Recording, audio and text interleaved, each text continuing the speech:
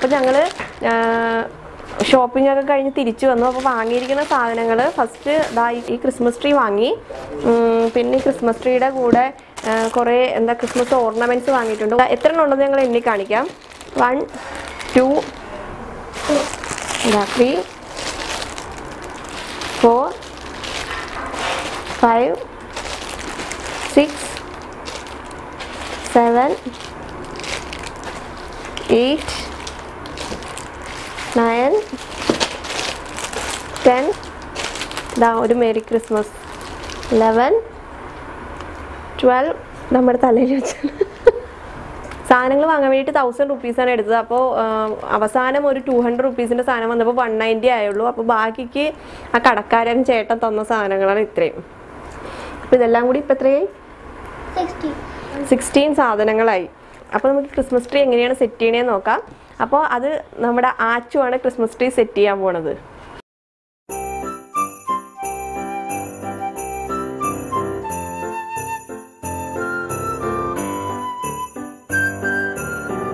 ഇതുപോലത്തെ metal frame ഉണ്ട്. അതിലേക്ക് ഈ സ്ക്രൂ ഇട്ട് വേണം കറക്റ്റായിട്ട് നമ്മൾ ഉറപ്പിക്കാൻ വേണ്ടിയിട്ട്.